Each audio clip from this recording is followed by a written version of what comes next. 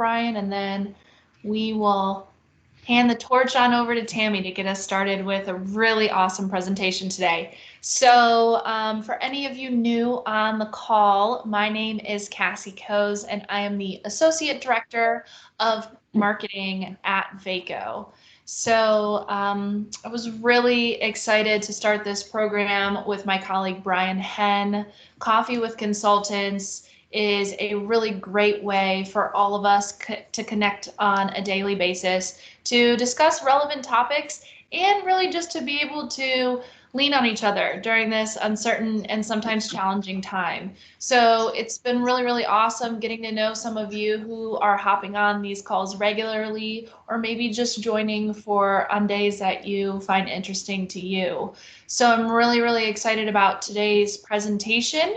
And then quickly before we get started, I wanted to let you know tomorrow morning we will have one of our anchor partners, Steve Shoemake. He is the head of all of technology for Vaco. He will be speaking tomorrow morning at 8:30. And then on Thursday, we are going to have a happy hour. So get excited, bring your beverage of choice with you, and it'll just be casual. It'll be a way for us to chat and have some fun. So Brian, go ahead. Thanks, Cassie. Yeah, hi guys, this is Brian Henn, over delivery and the data practice. I really enjoyed the session yesterday by David Russell. To your point, Cassie, I've really looked forward to these sessions and seeing new faces and connecting with all the folks on the call. To the point where I was conducting an interview on Friday and I wasn't able to make it, right? But I could see all the chat stuff coming through on the side because I was on a Teams call, and I'm like, oh, I wish I was on the coffee meeting. Yeah. Yeah, this is a great platform for us to use, and super excited, Tammy, to hear from you. How many is that? Thanks for volunteering. Sorry. Nope, nope, but yeah, super excited to hear from you, Tammy. So I won't take any more of your time. No problem. Well, thank you, everybody. I'm going to go ahead and share my screen. Wonderful. All right. Can everyone see? Yes. Awesome. Great. Thank you, Cassie and Brian, and just the Vaco team for having this forum and opportunity to share a little bit. I'd like to share a little bit about two things. One, first, what is organizational change management? And second, what are some of the techniques that you can use based on that to kind of thrive and lead through the change, especially that's happening to us right now? And I'd like to make this an interactive session. So we have some polling. Hopefully it'll go well. Cassie and I tested it yesterday, so it went a little bit wonky and a little bit okay. Also, you can use the chat if you want to comment or ask questions, and Cassie can read those off during and interrupt me as needed. So again, my name is Tammy. I was born and raised in this tri-state area, and I even went to college here. I didn't even leave for college. I really just enjoyed living in the city and just doing, the Cincinnati thing, and I really have been blessed to be able to stay here. So I went to UC, and after college, I was able to work for 2 years, but not in the education and training area for being a history teacher. That's what I really originally wanted to do. There was a different path for me. 2 years after college, Deloitte hired me. I had been teaching the adults at a career center how to use Windows 95 and Office 95. And this was in 1996. So it had kind of just come out. People were realizing that this was the future and they wanted to do that. I had also consulted with P&G and Ashland Chemical. And so Deloitte said, okay, we want to hire you for your background, your experience so far. We're going to send you to Chadds Ford, Pennsylvania for 3 months so that you can learn how to configure SAP, the finance module. And once you pass that test, you can implement training programs with our SAP implementations and work with the project team.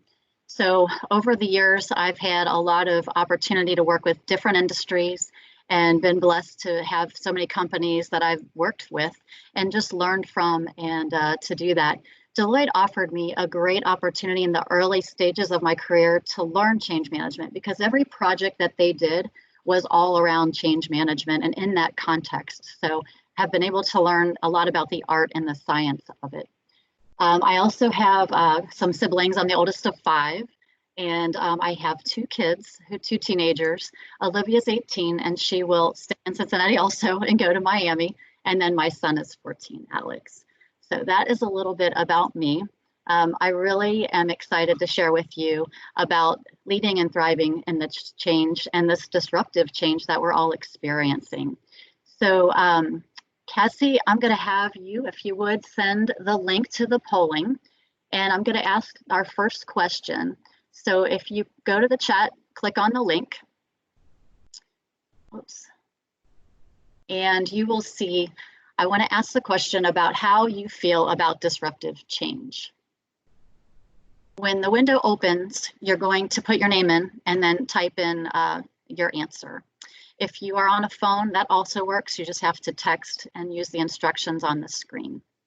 So I'm going to activate our poll, and you should be able to answer that now.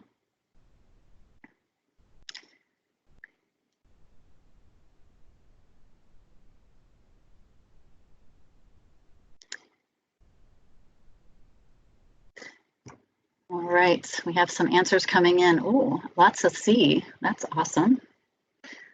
None of the above. Okay, I understand. Great. All right, so a lot of you, if I can just figure out how to navigate this, I would feel better. We have a few with A.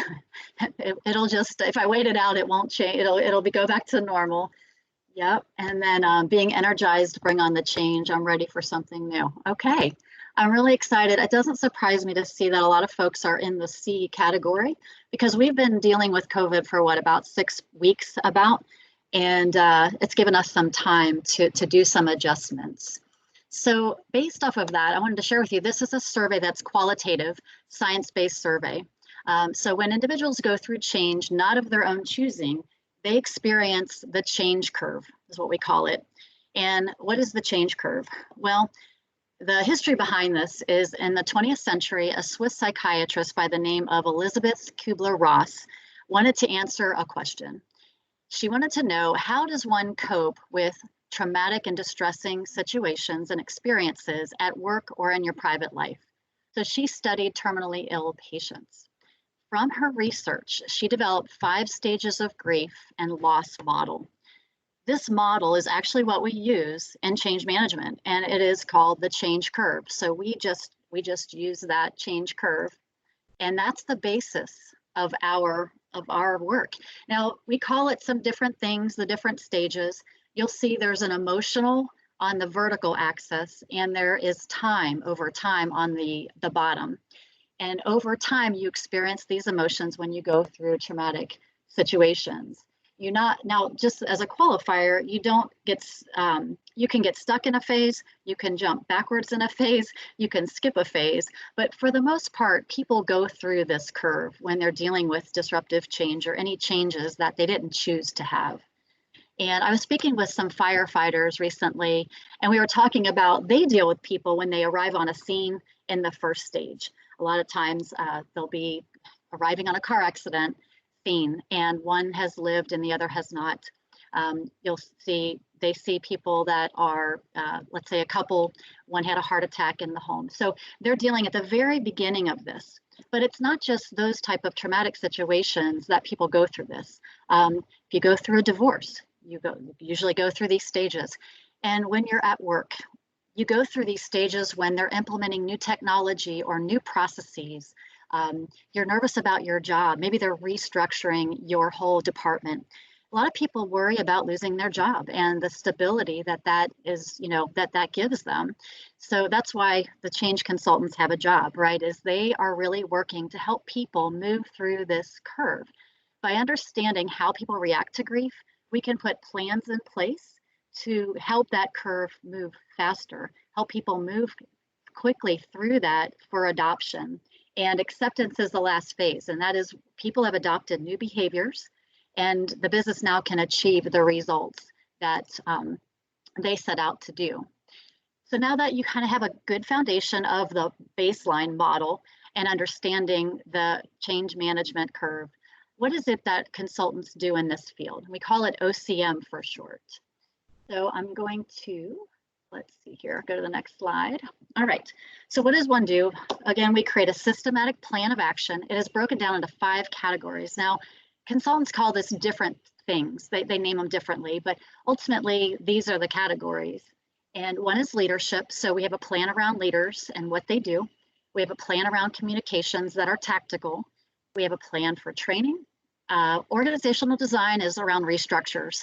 What is the plan for helping folks in new roles or added roles, et cetera. And then we also do measurement. We have to measure how successful we are moving people through that curve. And we do that through qualitative analysis. So how we do this is we say, okay, who's impacted by the change? So technology, maybe business processes, and that's called a stakeholder impact. Then we say, how are they impacted? So as a good example, if you have financial changes, accounts payable and accounts receivable will be totally different. There'll be different impacts to different groups. So we actually go and understand what's changing in the system on them, what business processes, and then we can create those plans for folks. And that's allows us to create a work plan. It allows us to structure it and put resources against those. So we know that psychology-wise, we know that a lot of leadership visibility helps people to start believing that the change is going to happen.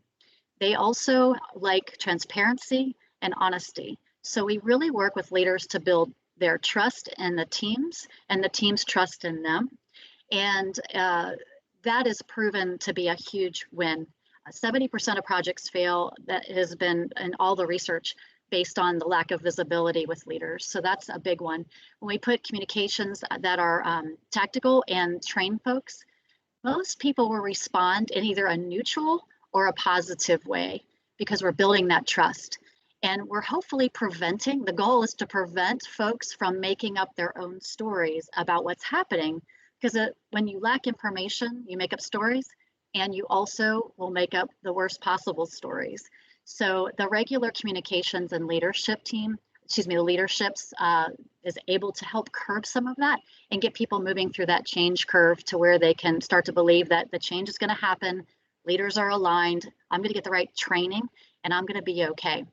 Now, we also know sometimes things are not going to be okay. So we do handle that as well, just through transparency.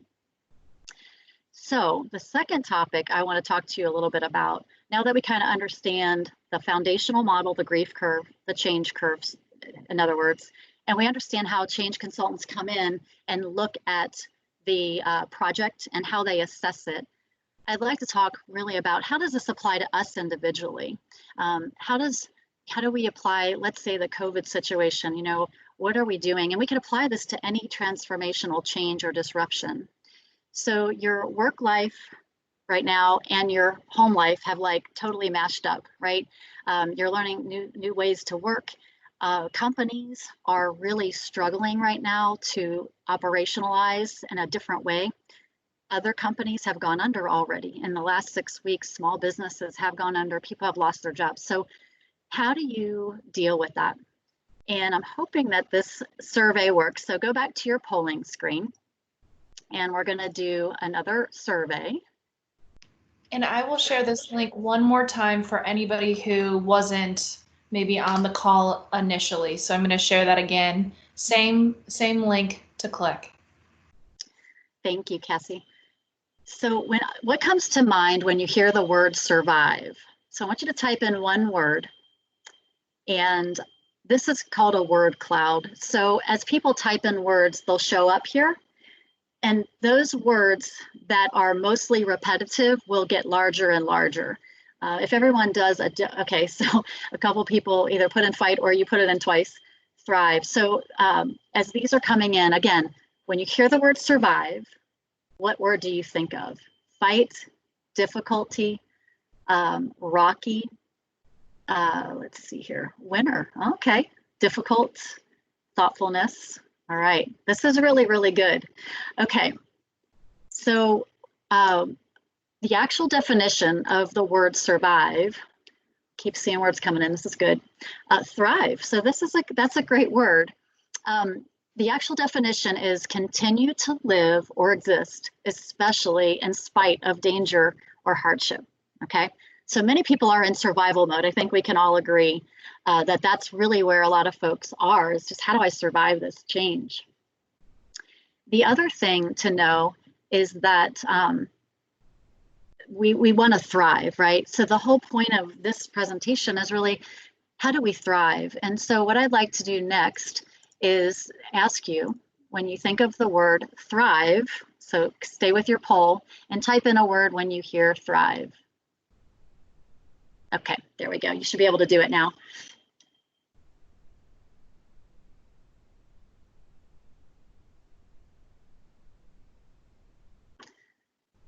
Abundance, I like that word. Succeed. Overcome. Excellent. Succeed. Okay, so several people. All right, abundant, preserve. Oh, preserve. Excel, prosper. Okay, survive still. That still comes up. Okay, grow. Oh my goodness, this is perfect. Well, the actual definition is to prosper, to flourish, very similar here, to grow or develop vigorously. So do you see what I did there? I changed the vocabulary and I used a different word for this type of experience. The psychology behind vocabulary is so powerful. When you choose to think differently about change, it changes your outcomes. And it's important to know that how you frame that up and view it has the most powerful impact on you. And it changes, so behavior changes, beliefs impact behavior, which impacts outcomes. And how do you lead with and thrive through the change? I think it's also important to know that we're all leaders. We're leaders of someone, whether it's at work, we're coworkers, we can lead our children, maybe even our aging parents, we start to lead. So it's important that if you start to believe you're a leader of someone and there's a responsibility there, and that it is possible to thrive through change, it is possible. So I want to talk next about how do we do that. So it's, let me see here, see if I can move forward. This is always the challenge. And oh, there we go. Back to the grief curve. You want to start understanding where you are. So if you remember how you answered that question before, about disruptive change, if you said, oh, it won't last, things will go back to normal soon, I just need to wait it out. Don't worry if you're there, because this is normal to move through the curve at a slower, fast rate. It's just individual.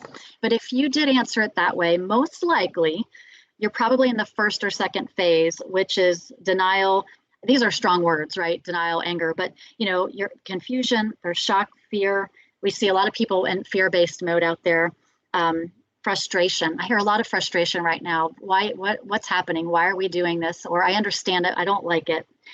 If you answered B, it scares the living daylights out of me, then you're probably in the second to third phase, entering maybe depression. You're kind of overwhelmed with the changes. And C is where most people were, which is I can figure it out. If I can just navigate it, I'll feel a lot better. So you're now in this bargaining mode, right? So you're struggling to find meaning. You want to understand it. Maybe you're reaching out to others. You're talking to people about it and explaining how your story about, what's going on. And the last one was I'm energized, bring it on, which there are a few people there already, but that's accepting the change. And so the whole methodology behind what we do is moving people through that curve.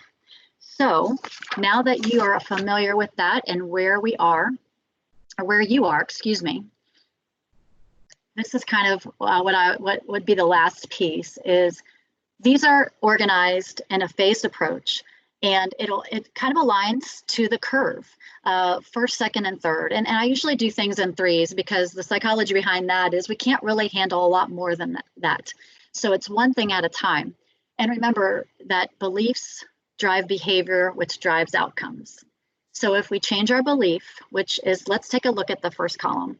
So we say, okay, if we believe that stuff happens to everyone and it's not just me, I'm not special, that's a belief that can change their thinking.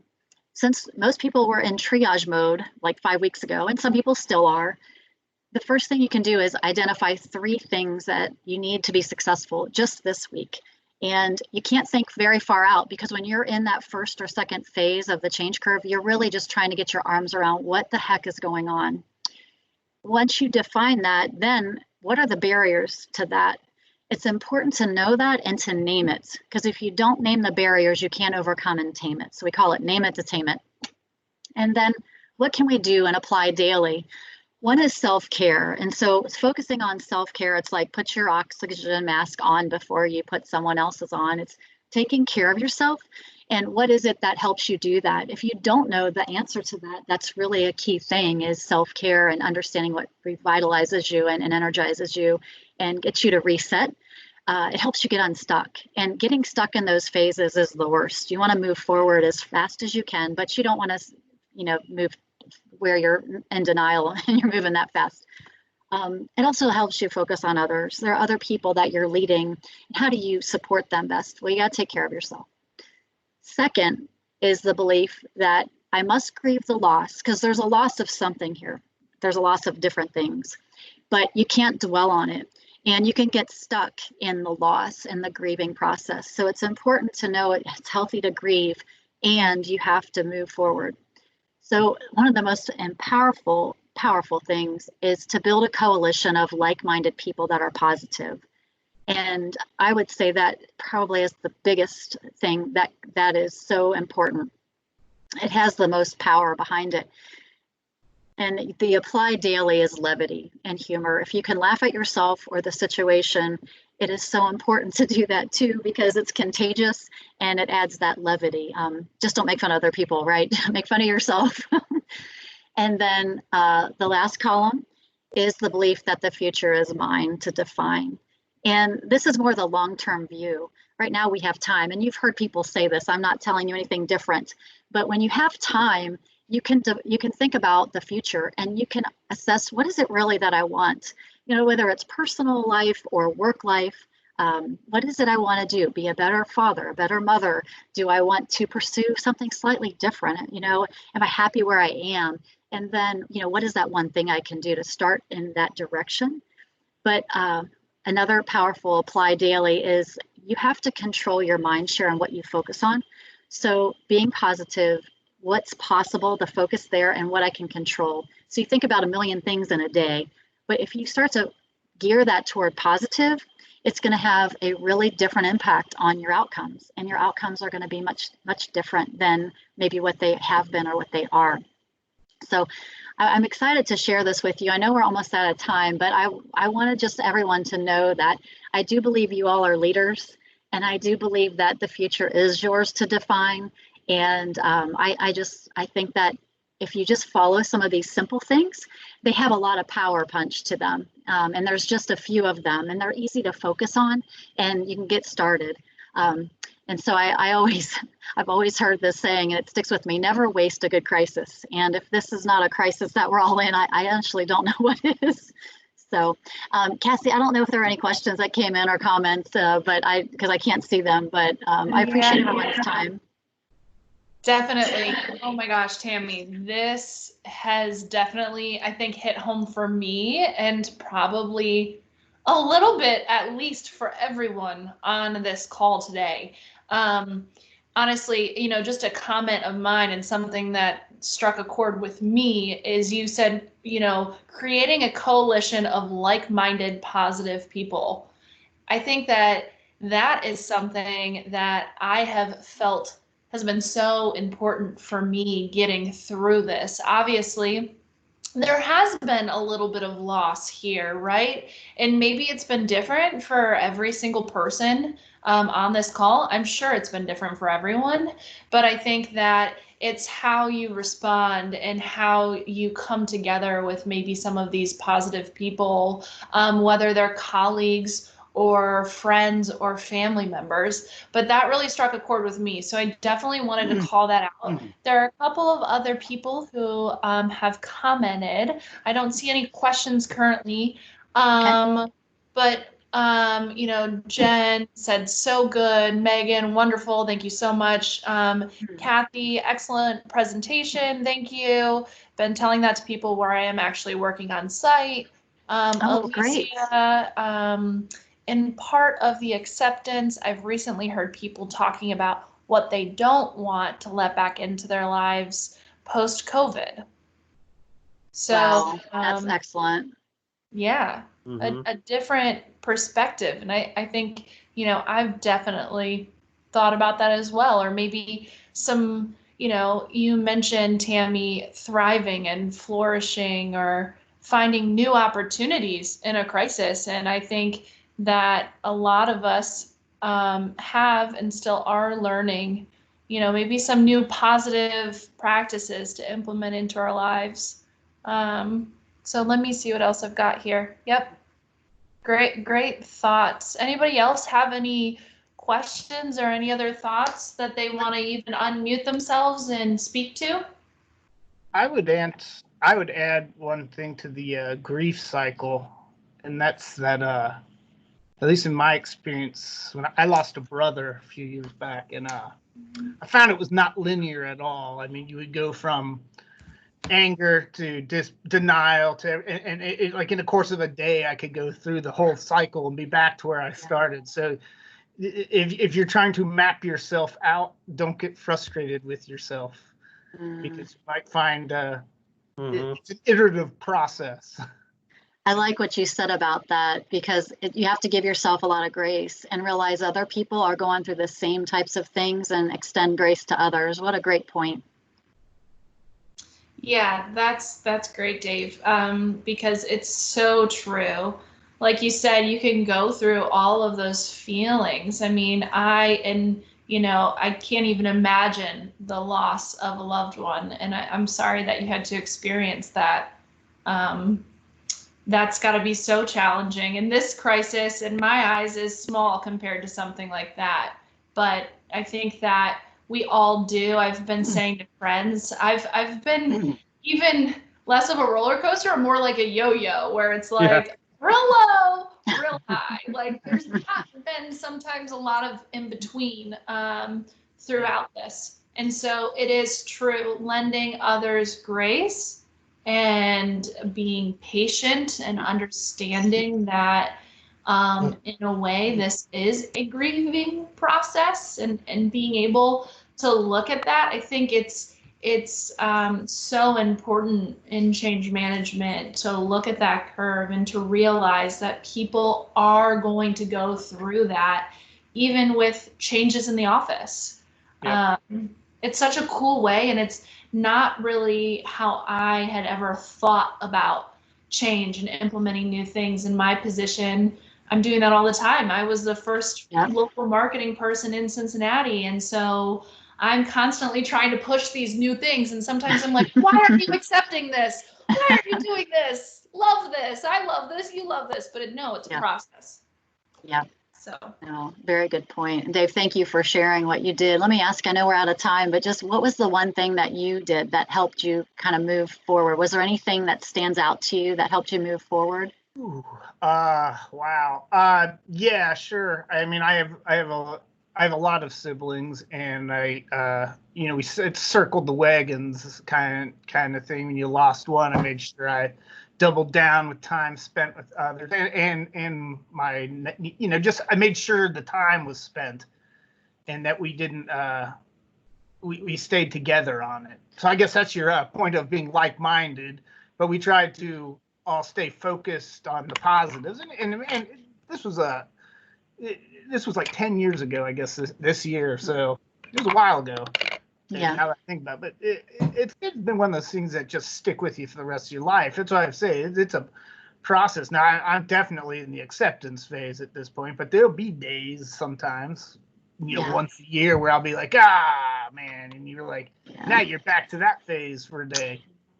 Absolutely. Out, Yeah, absolutely. Well, thank you for sharing that. I appreciate that. Yeah, definitely.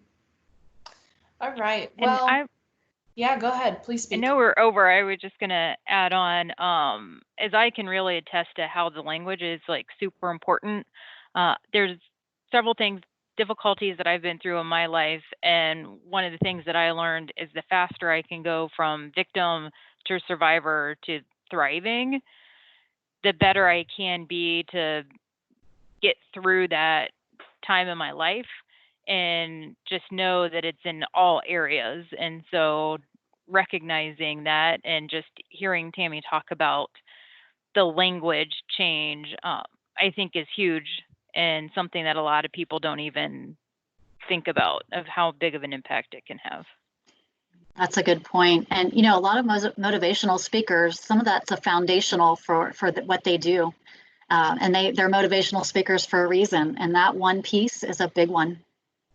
Mm-hmm. Yep. Cool. Great.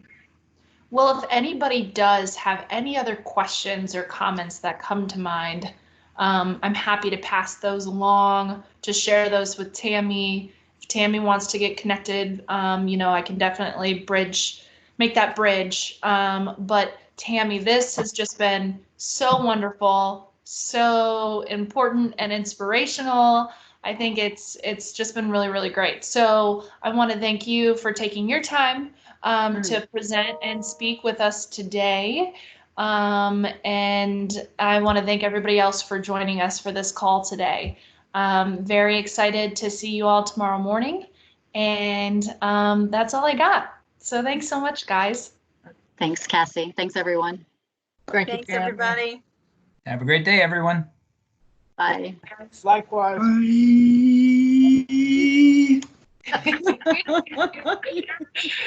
Bye.